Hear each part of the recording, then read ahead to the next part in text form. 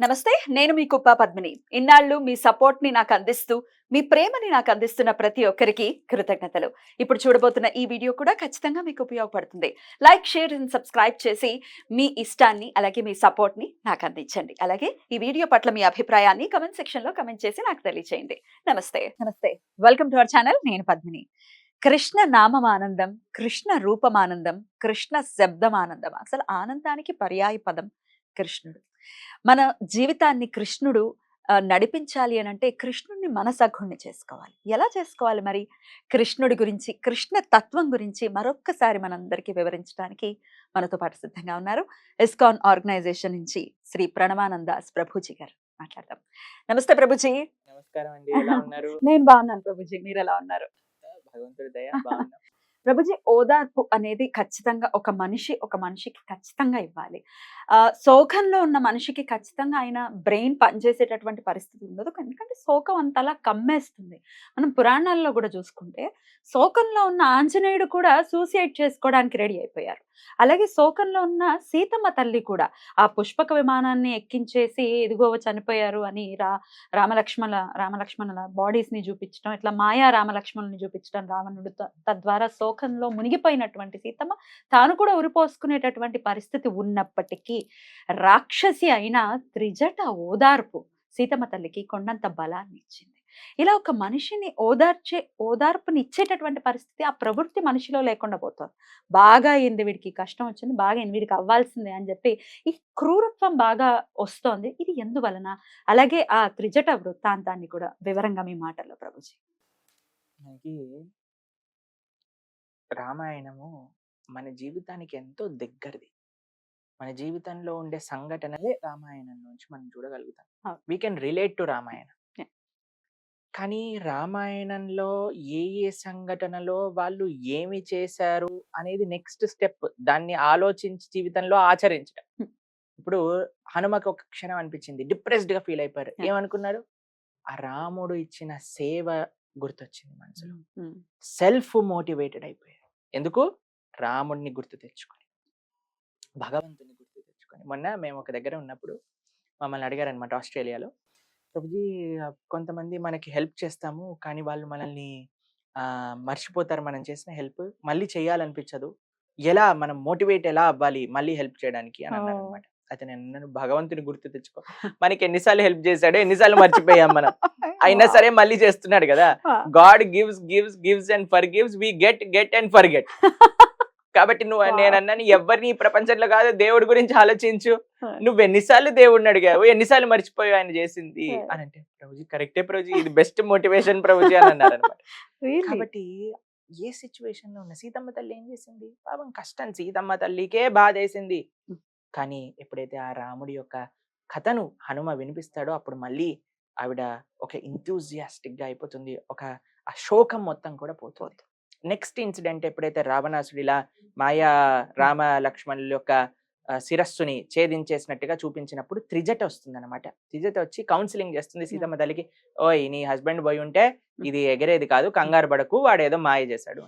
మీకు ఒక విషయం తెలుసా అండి? భగవంతుణ్ణి కానీ నమ్ముకుంటే మనము ఏ సిచ్యువేషన్ లో ఏ పరిస్థితిలో ఉన్న వాళ్ళమైనా సరే God sends us the help. రాక్షసుల నుంచి అయినా కూడా ఎక్కడున్నా సరే ప్రపంచంలో. మొన్న మేము మాట్లాడుతున్నప్పుడు మేము కొంతమంది మాట్లాడుతుండారు, మీరు ఆస్ట్రేలియాలో ఉంటూ ఇలా మీకు ఎట్లా తెలిసింది భగవంతుడి గురించి, మీరు డివోటీస్ ఎలా అయ్యారు అన్నప్పుడు వాళ్ళ స్టోరీస్ వింటే ఐ వాస్ సో ఎక్సైటింగ్ అనమాట.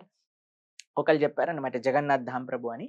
సో ఆయన 12th స్టాండర్డ్ లో ఉన్నప్పుడు వాళ్ళ అమ్మగారు ఒక బుక్ యొక్క ప్రింట్అవుట్ వాళ్ళ ఇంట్లో షెల్ఫ్ లో పెడితే ఏదో క్యాజువల్ గా బోర్ కొడుతుంది అని బుక్ తీసి చదువుకొని ఆయన డివోటీ అయిపోయారు. కాబట్టి ఎప్పుడు భగవంతుడు ఏ విధంగా హెల్ప్ ని మనకి ఇస్తారో తెలియదండి. We just have to accept his help. ఏ విధంగా మనకి ఇప్పుడు సీతమ్మ తల్లి రామాయణం విని మోటివేషన్ తెచ్చుకుంది, తనకు వచ్చే బాధని మొత్తం పోగొట్టుకుంది. హనుమ రామ సేవ పైన దృష్టి పెట్టి రాముడి యొక్క ప్రేమను మనసులో తలుచుకొని ఆ శోకం నుంచి బయటపడ్డాడు. ప్రభుజీ, ఇందాక నేను అడిగిన ప్రశ్న ఓదార్పు ఓదార్చటానికి కూడా కరువైపోతున్నారు మనుషులు. అంటే రెడీగా లేరు. కష్టంలో ఉన్నారంటే బాగయింది అనే థాట్ ప్రాసెస్‌ని పెంపొందించుకుంటున్నారు కావాలని. మనకు గూడా వస్తుంది గదా! అలా అలా ఓదార్చని వాడికి గూడా కష్టం వస్తుంది గదా! రాక్షసి అయిన త్రిజట కూడా ఓదార్చడానికి ప్రయత్నించింది. మనం ప్రయత్నించి కానీ ఓదార్చలేకపోయాం అనుకోండి, రాక్షసుల కంటే నీచమైన వాళ్ళం అన్నట్టు. వేరే వాళ్ళ యొక్క ఏమంటాం పుండు పైన కారం జల్లటం గాని మనం నేర్చుకున్నాం అనుకోండి, మనకి ఆ పుండు 1000 రెట్లు నొప్పి మనకొచ్చినప్పుడు వస్తుంది. మనం ఎంతైతే వేరే వాళ్ళ పుండు పైన కారం జల్లామో, వీళ్ళు నాణ్యమైన గుంటూరు మిర్చి పౌడర్ మన పైన జల్లుతారు. వాట్ గివ్స్ కాబట్టి around that comes up. We have to be ready for it. కాబట్టి మీరు ఇప్పుడు ఏదో మజా వేరే వాళ్ళ కష్టాలు చూసి మనం ఏదో ఆనందంగా ఉన్నాము అని అనుకున్నంటే that is time is not separate. మీ టైమ్ ఆ స్థితిలోకి వెళ్ళడానికి ఆ క్షణం నుంచి స్టార్ట్ అయింది అన్నట్టు. ఓహ్! రైట్. మీరు కానీ if you were a well wisher, వాళ్ళు వాళ్ళ బాధను చూసి మీరు బాధపడి వాళ్ళకి ఏదైనా ఓదార్పు చేయడానికి ప్రయత్నించారనుకోండి, మీకు వచ్చే కష్టం కూడా దూరం పారిపోతుంది. యాహ్! కానీ వేరే వాళ్ళ కష్టాలను చూసి మనం కానీ ఆనందపడ్డాం అనుకోండి, అసలు మనకి లేని కష్టం కూడా మనం కొని పెట్టుకున్నట్టు. మన చేతుల్లో ఉంది. కాబట్టి we have to be very careful. ఒకళ్ళకి మనుష్య జన్మ వచ్చినంక కనీసం మాట సహాయం చేయడానికైనా ప్రయత్నం చేయాలి. యాహ్! వేరే వాళ్ళని మంచి మార్గంలో ఒక ఉత్సాహాన్ని పెంపొందించటంగా మాట్లాడటం అనేది మానవుడి యొక్క నైతిక విలువ. అది అందరం కూడా తప్పకుండా చేయాలి. ప్రభుజీ పీస్ అనేది లేదు. ఎవరి జీవితంలో చూసినా ఉరుకుల పరుగుల జీవితమే తప్ప చాలా మంది కాల్స్ చేస్తూ ఉంటారు నాకు. ఆర్థికపరమైన ఇబ్బందులున్నాయి అనేది ఒక సెట్ ఆఫ్ ఆడియన్స్ అయితే, మా దగ్గర డబ్బుంది, అన్నీ ఉన్నాయి. కానీ మనశ్శాంతి లేదు అని అంటూ ఉంటారు. పీస్ ఎలా వస్తుంది జీవితంలోకి? ఇంత మార్కెట్‌లో ఇంత పీస్ దొరికితే ఎంత బావుంటుంది బావుంటుంది జెప్పండి. కదా! కానీ అలా దొరకదు. We have to take responsibility of our lives. ఎప్పుడైతే మన జీవితానికి మనం బాధ్యత తీసుకుంటామో అప్పుడు పీస్ వస్తుంది. ఏ విధంగా బాధ్యత? అంటే మనం ఏం చెయ్యాలి? ఏం చేయకూడదు? దేనికోసం బ్రతకాలి? దేనికోసం బ్రతకూడదు? ఏది మన జీవితంలో ప్రయారిటీ? ఏది ప్రయారిటీ ఉండకూడదు? ఇది కానీ మనం అర్థం చేసుకున్నాం అనుకోండి, we will be always peaceful. అది చెప్పేది ఎవరు అనంటే అది చెప్పేదే శాస్త్రం. శాస్త్రం ఏదో మనల్ని ఎక్కడెక్కడో పెద్ద పెద్ద విషయాల గురించి మాట్లాడి, వైకుంఠం గురించే మాట్లాడి, వైకుంఠాన్ని ఎలా చేరుకోవాలో మాట్లాడుతుంది తప్పకుండా శాస్త్రం. దాంతో పాటు నీ జీవితంలో నీకు మనశ్శాంతి ఎలా కలుగుతుంది అనేది చెప్పేది కూడా శాస్త్రమే. సవై పుంసాం పరోధర్మో యతో భక్తిరథోక్షజే అహైతుకి అప్రతిహత యయాత్మ సుప్రసీదతే. మీరు అంటున్నారు కదా పీస్. మైండ్‌కి, ఆత్మకి పీస్ కావాలి అనంటే ధర్మాన్ని ఆచరించటం, భగవంతుడి యొక్క సేవగా. మనం మన జీవితం యొక్క మార్గం it should take to this way అన్నమాట. ప్రపంచంలో ఎంతో మందికి ఎన్నో ఉండొచ్చు. కానీ ఈ ఆధ్యాత్మికత ఇప్పుడు చూడండి, ఒక 100 ఫ్లోర్ల బిల్డింగ్ కట్టి ఫౌండేషన్ లేదని తెలిసిందనుకోండి ఏముంటుంది? ఎవడైనా ఎవరైనా కొంటాడా? వెళ్తారా లోపలికి? ఎప్పుడు పేలిపోతుందో తెలీదు, ఎప్పుడు కూలిపోతుందో తెలీదు. అలా తయారయ్యాయి మన జీవితాలన్నీ. యాహ్! అంత బ్రహ్మాండంగా సక్సెస్‌ఫుల్‌గా ఉన్నాం. ఫౌండేషన్ లేదు. హ్మ్. కాబట్టి ఏ భౌతికమైన ఫెసిలిటీ కూడా పీస్‌నివ్వదు. మన సొంతంగా పీస్ ఈజ్ ఇన్నర్. లోపలున్నది మనం వెతికి తెచ్చుకోవాలి. అదే భగవంతుడిని తెలుసుకోవటము అనే ఒక మార్గం. ఇది కానీ మనం తెలుసుకోగలిగితే, ఇలా కానీ మనం ఉండగలిగితే we will definitely be peaceful. ముందు ఫస్ట్ స్టెప్పే పురాణాల గురించి తెలుసుకోవటం మొదలుపెట్టొచ్చా? పురాణం గురించి కాదండి. ఫస్ట్ స్టెప్ ఎలా స్టార్ట్ చేయాలి? భగవద్గీత నుంచి స్టార్ట్ చేయాలి. భగవద్గీత. హ్మ్. గీత తెలుసుకున్నాం అనుకోండి, ఎందుకంటే ప్రతి వస్తువుకి ఒక మాన్యువల్ ఉన్నట్టుగా హ్మ్.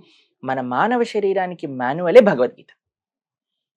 ఎవరైనా సరే రిలీజియన్స్‌కి అతీతంగా ఎవరు భగవద్గీతని ఆశ్రయించినా వాళ్ళకి ఆన్సర్స్ దొరుకుతాయి. Yeah. Don't see as a religious book, see as manual of life. కాబట్టి దీన్ని కానీ మనం వినగలిగితే, దీన్ని కానీ మనం అధ్యయనం చేయగలిగితే we will get all answers in life. Beautiful. Beautiful. ప్రభుజీ వన్ లాస్ట్ క్వెషన్. ఇప్పుడు ఎలక్షన్స్ డ్రామా అనేది నడుస్తుంది. ఏమైనా చూస్తూ ఉంటారా? దీనికి సంబంధించి తెలుసుకునే ప్రయత్నం నేను చేస్తారా? ఎలక్షన్స్ డ్రామా అనటం కంటే ఎలక్షన్స్ ధర్మ అనటం ఇష్టపడతాను. ఓకే. ధర్మానేనా? తెలుసా అండి? అంత ధర్మబద్ధంగా జరుగుతుందా? ధర్మబద్ధంగా జరుగుతుంది కాదు, హ్మ్. మనము కానీ రెస్పాన్సిబుల్ గా బిహేవ్ చేస్తే ఈ ఎలక్షన్స్ లో Hmm. ధర్మాన్ని స్థాపించగలము. Hmm. ఎందుకంటే రాజు ధార్మికంగా ఉండాలి, Hmm. ధర్మం కోసం నిలబడేవాడయి ఉండాలి. Hmm. అలాంటి మంచి చాయిస్ కానీ మనం చేసుకుంటే మన దేశము, మన రాష్ట్రము, మన ధర్మము అన్నీ బరిదిల్లుతాయి. అంతేకాని మీ పొట్ట కూటికి కోసం నాకెవడు డబ్బులు ఇస్తాడు, నాకేమి చేస్తాడని మాత్రమే ఆలోచిస్తే దేశాన్ని అమ్మే వాళ్ళు కూడా రావచ్చు. హ్మ్. దేశాన్ని అమ్మటం అంటే, దేశం అంటే మట్టి కాదు, దేశం అంటే ప్రజలోయ్ అన్నట్టుగా, ప్రజలు అనంటే మనుషులు కాదు, వాళ్ళు ఆచరించే ధర్మము. కాబట్టి ఈ నా చేతులు జోడించి మేము చేసే ప్రార్థన, ఈ ఎలక్షన్స్‌లో ప్రతి ఒక్కళ్ళు కూడా మీ ఓటు హక్కుని వినియోగించుకోండి. రెస్పాన్సిబుల్ సిటిజన్స్ ఆఫ్ ఇండియాగా మీరందరూ ఆలోచించి ఈ దేశానికి, ఈ ధర్మానికి మంచి థ్యాంక్ యూ ప్రభుజీ, చాలా అద్భుతంగా మీ సమయాన్ని మాకు ఇచ్చి ఎన్నో మంచి మంచి విషయాల్ని మాకు తెలియజేశారు. మరొక్కసారి కృతజ్ఞతలు ప్రభుజీ. మీరు ఎప్పుడున్నా ఇలాగే మాకు సమయం ఇవ్వాలని మరొక్కసారి మీకు మనవి చేస్తూ కృతజ్ఞతలు ప్రభుజీ. హరే నమస్తే. కృష్ణ, నమస్కారం. నమస్తే.